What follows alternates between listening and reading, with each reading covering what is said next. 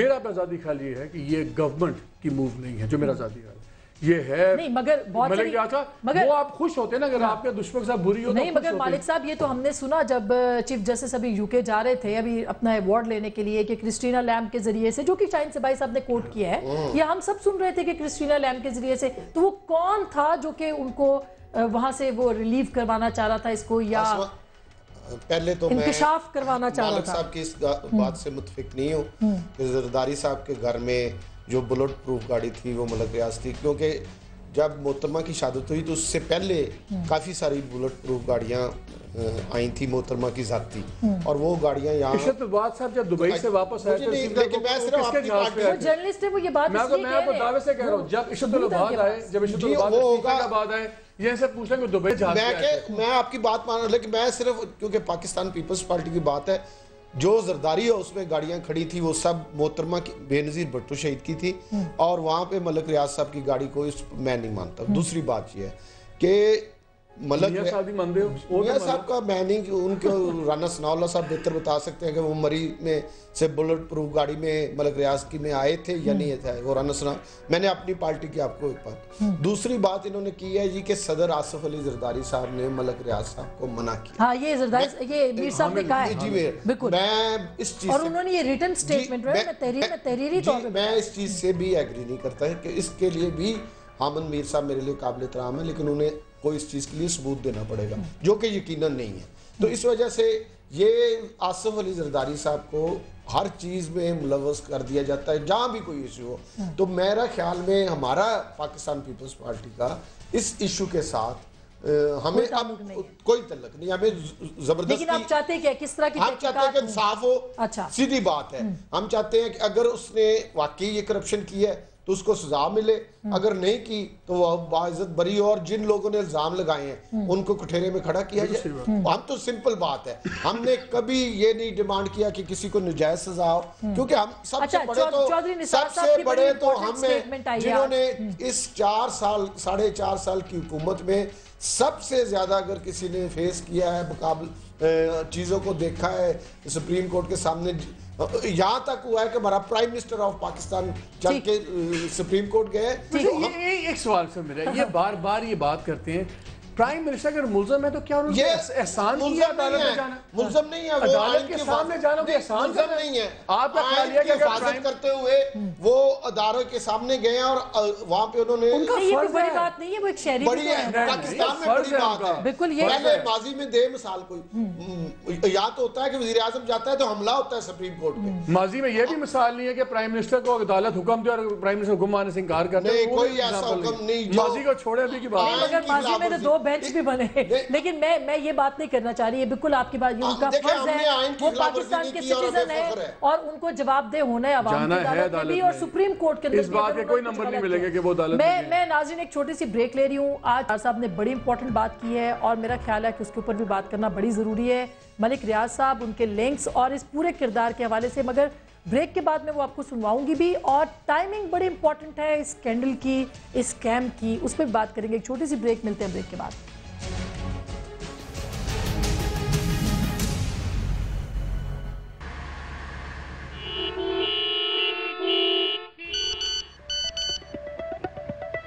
Driver, गाड़ी दूसरे रास्ते पर मोड़ लें, यहाँ से रैली निकलने वाली है।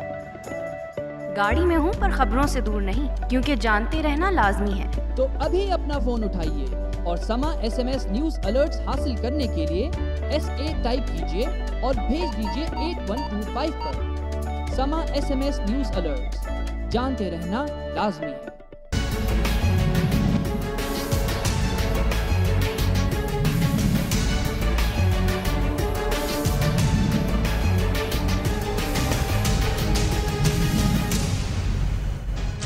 वेलकम बैक नाज़रीन, एक बार फिर आपको खुशामदीद कहते हैं। और मैं चौधरी निसार साहब की स्टेटमेंट एक आज जो उन्होंने पार्लियामेंट हाउस में दी है वो मैं सुनवाना चाहती हूँ। कहाँ तक ये तहकीकात हो पाएंगी, पहले उनकी गुफ्तगू सुनिए, उसके बाद इस पे बात करते हैं। कुछ चीज़ें सामने आई हैं। जहाँ तक चीफ जस्टिस साहब के लड़के पर जो इल्ज़ामात हैं और उनका जो तल्लक है वो तो अब कोर्ट के सामने है। क्या चीज़ सामने आती है, क्या इसके सबूत सामने आते हैं, वो तो अदालत में इसका फैसला होगा। एक छोटा सा एक एहलकार किस तरह चंद सालों में मिलियनेयर नहीं मल्टी बिलियनर बन गया है। जरूरी है कि जहां तक चीफ जस्टिस के बेटे के साथ इसके किस नौइयत के तल्लुकात थे उसकी भी वजाहत होनी चाहिए, मगर जरदारी साहब के साथ इसकी किस नौइयत के तल्लुकात हैं, किस नौइयत के पैसों का लेन देन है, किस नौइयत के इनकी बिजनेस पार्टनरशिप है, उसकी भी पूरी कौम के सामने अब ये वक्त आ गया है कि ये गन्स मुकम्मल तौर पे साफ होना चाहिए। ये राजा रियाज साहब, ये सब बातें जो चौधरी निसार ने आज की हैं, किस किस से क्या क्या ताल्लुकात हैं, जरदारी साहब के किस तरह की उनके साथ बिजनेस डील है, क्या ये अब सामने आना चाहिए? जी, साथ इसके कि हमजा शहबाज के साथ अली रियाज की क्या डील है और मियाँ शहबाज शरीफ के साथ क्या डील है, बिजनेस डील है, और क्या क्या मिलके इन्होंने काम किए हुए हैं, वो तमाम जो बिजनेस इकट्ठे के चल रहे हैं वो भी सामने आना चाहिए। और हमजा शहबाज ने उसमें क्या क्या फ्रॉड किए हैं वो भी सामने आने चाहिए, किस तरह दौलत लूटी है हमजा शहबाज ने वो भी सामने आनी चाहिए। चौधरी निसार साहब अगर साथ ये भी मुतालबा कर देते तो बड़ी मुनासिब होता। जी, क्या कहेंगे राना साहब, क्योंकि मुतालबा तो भागे चौधरी साहब के। देखिए, बात ये है कि ये मलक रियाज जो है, अगर इसने यानी किसी प्रो पुअर मंसूबे में जिस तरह से आशियाना हाउसिंग स्कीम ने इसने जो है इसे कंट्रीब्यूट किया है तो वो ठीक है, एक वो प्रो पुअर स्कीम है, उसमें कोई भी कंट्रीब्यूट कर सकता है, लेकिन ये शहबाज शरीफ के साथ जॉइंट वेंचर है और इसमें करोड़ों रुपए। नहीं, कोई जॉइंट वेंचर नहीं है, वो हुकूमत पंजाब का मंसूबा है, वो किसी का जाती मंसूबा नहीं है। नहीं, वो कह रहे हैं इसमें करोड़ों की करप्शन के इल्जाम नहीं होता, उसमें 1 रुपए की करप्शन अगर साबित हो जाए, इनका तो हाल ये है ना, इनका तो हाल ये है कि ये यानी हर किसी को जो है वो यानी करप्शन में मुलव्वस करना चाहते हैं। आशियाना हाउसिंग स्कीम में 1 रुपए की करप्शन साबित हो जाए तो हम उसके जवाबदेह हैं। बाकी बात यह है कि मलक रियाज ने किस किस को कहां कहां पे नवाजा है और किस किस को कहां कहां पे ट्रैप किया है, ये सारा कुछ जो है जिस तरह चौधरी निसार साहब ने कहा है, ये सारा कुछ बाहर आना चाहिए। अगर किसी और का मगर राना साहब आप हमजा शहबाज का नाम लेते हैं या किसी और का नाम लेते हैं, हम कहते हैं कि जो भी है, और इंशाअल्लाह ताला अब बात यह है कि चीफ जस्टिस ऑफ पाकिस्तान को उन्होंने मगर राना साहब, ये मालिक साहब ने एक बड़ी इंपॉर्टेंट बात की है। राना साहब, मालिक साहब ने एक बड़ी इंपॉर्टेंट बात की है कि पिछले 4 साल में अरसलान इफ्तिखार के जो बिजनेस है, उसके बाद जो उन्होंने कमाया है, क्योंकि इनके ऊपर इल्जामात पहले भी लगे, रेफरेंस भी इसी के ऊपर जनरल मुशर्रफ ने दिया, जिनको डेपुटेशंस मिली, इनको तरक्कियां मिली, इनको नौकरियां मिली, इनको एडमिशंस मिले, तो एक ही शख्स के बारे में बार बार क्यों चीजें सामने आ रही है? क्या उसकी तहकीकात नहीं होनी चाहिए? क्या वो दूध का दूध पानी का पानी नहीं होना चाहिए? बात यह है कि कुछ चीजों को यानी आउट ऑफ प्रोपोर्शन जो है ना, वो बात करने की जो है वो कोशिश की जाती है।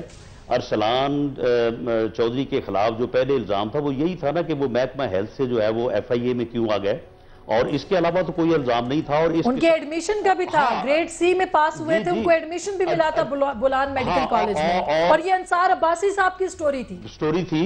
और फिर ये भी साबित हुआ था कि इस किस्म के ट्रांसफर, जिस किस्म के ट्रांसफर उसके हुए हैं, वो कोई 45 के करीब और भी लोगों के ट्रांसफर हुए थे, कोई उसके अकेले के साथ ऐसा नहीं हुआ था।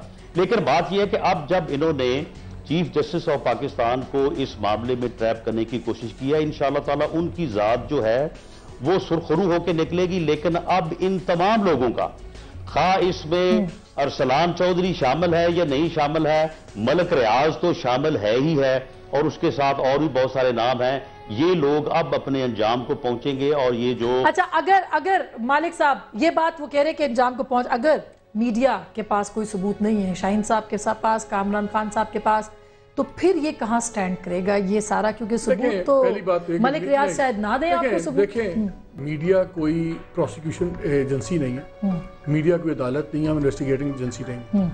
मीडिया का काम है कि जब एक बात हो उसमें मैक्सिमम जितनी आपको उसके बारे में इंफॉर्मेशन मिले वो आप प्रेजेंट कर दें और सही पैराए में प्रेजेंट करेंगे। जी ये बात हो रही है, इसमें इतना सबूत है, इतना स्पेकुलेशन है, इतना ये है, वरना तो फिर मीडिया कोई खबर भी नहीं दे सकता।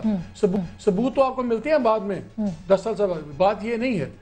इशू अब ये, जो मैंने शुरू में एक बात की थी, मैं कहा इस केस का एक फायदा देखें, चीफ जस्टिस की ज़ात और जो है उसमें कोई इनकी इंटेग्रिटी पे कोई शक नहीं। जिस तरह उन्होंने इस केस को ही took the bull by the horns, Raees से ही साजिश खत्म हो गई। लेकिन क्या वो 4 साल की जो तहकीकात उनके बेटे का बिजनेस है वो सामने लाएंगे? मैं आपको शुरू में एक बात की थी कि ये जो सा इस मुल्क में एक कल्चर है ना, ये बड़े लोगों के माफिया का, जब आप एक बिल्ली फेंकते हैं पिंजरे में, सबकी बातें सुना करें। मैं सुन रहा था इन्होंने हमजा शहबाज की 18 चीजें शुरू कर दी, पोल्ट्री बिजनेस, फलाना बिजनेस, वो बिजनेस, उन्होंने दूसरी बातें शुरू कर दी।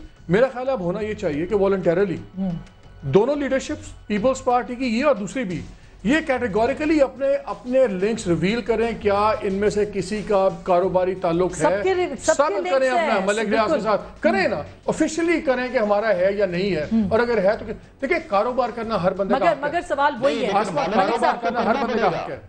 मालिक साहब, अब तो सुप्रीम कोर्ट में सबको करना पड़ेगा, सारे करें, ये तो चीफ सारे करें। और ये मुझे इसमें ये पॉजिटिव चीज नजर आती है कि ये जो सा अंदर खाने सारा ये मिलके एलीट की जो एक बिग बॉयज क्लब बना हुआ है ना, ये पहली बार बिग बॉयज क्लब को लात पड़ी है इनके अपने एक बंदे की गलती से, उसका नाम है मगर उसके बाद फिर वही बात है, बिल्कुल दुरुस्त बात है, जिसकी भी साजिश है वो सामने आनी चाहिए राजा साहब। लेकिन क्या आप मुतालबा करेंगे कि अरसलान इफ्तिखार के जो अकाउंट्स है वो भी चेक होने चाहिए, उनकी सारी चीजें भी अदालत के सामने पेश होनी चाहिए, जिस तरह मूसा गिलानी या मुनस इलाही इनके केसेस चल रहे हैं, ये केस भी वैसे ही चलना चाहिए। जी बिल्कुल, हम तो ये भरपूर मुतालबा करते हैं कि मालिक साहब का ख्याल मुख्तलिफ है, लेकिन मैं समझता हूँ कि ये केस चीफ जस्टिस साहब को खुद नहीं सुनना चाहिए और उसके तमाम अकाउंट्स और 4 साल में किस तरह एक बिजनेस पूरा अंपायर बनी है, इस तरह क्या पॉसिबल है, किस तरह तरक्की हो सकती है, खुद पेश कर देना चाहिए, पेश कर देना चाहिए। और अगर ना करें क्रेडिबिलिटी है चीफ जस्टिस की, बिल्कुल लोग उन पे इत्मीनाद करते हैं। राना साहब फाइनल वर्ड्स क्या कहेंगे आप? ये सब कुछ नहीं होना चाहिए। अरसलान चौधरी जो है वो, और ये प्राइम मिनिस्टर के बेटों को भी चाहिए, वो भी पेश कर दें, वो भी मेहरबानी करके पेश कर दें। 4 साल पहले उनके नाम कटे थे इंस्टीट्यूशंस में से। बिल्कुल, प्राइम मिनिस्टर की भी जो है ना, जो इलेक्शन जब लड़ा था 2008 का, उससे लेके अब तक की जो सारी सूरत हाल है सबकी होनी चाहिए, दूध का दूध, पानी का पानी। बिल्कुल, उनकी भी वो आपके सामने है, और वो जहां से चाहेंगे आप उस चीज को जो है वो चेक कर सकते हैं। और अरसलान चौधरी के जहां तक बिजनेस का तल्लक है, तो वो उसका कोई इतना को बड़ा यानी बिजनेस उसका नहीं है, लेकिन जो भी है हर चीज जो है वो सामने रखी जाएगी। लेकिन अब बाकियों को भी, सबको, और मलिक रियाज को भी हर चीज जो है वो सामने लानी पड़ेगी। अब बहुत बहुत शुक्रिया। हर बड़े आदमी को शुक्र अदा करना चाहिए जिसके बेटे नहीं बेटी हैं, क्योंकि बेटों ने तो सब कोई ख्वार कर, सबके बेटों ने। बहुत बहुत शुक्रिया जी। एक और मामला अब खुल गया है, मुनस इलाही, मूसा गिलानी और अब अरसलान इफ्तिखार का। गलत है, ये सही है, आने वाला वक्त बताएगा। लेकिन बड़े अफसोस की बात है कि पाकिस्तान के सियासतदानों पे इल्ज़ाम लगे।